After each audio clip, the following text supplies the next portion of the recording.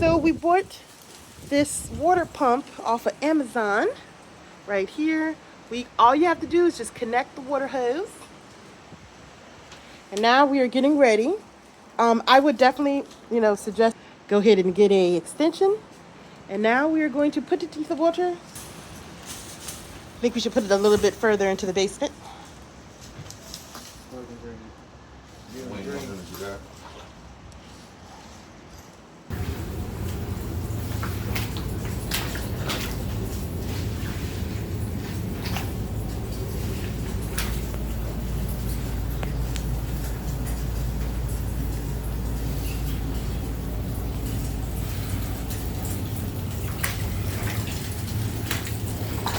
Now you see that hole over there?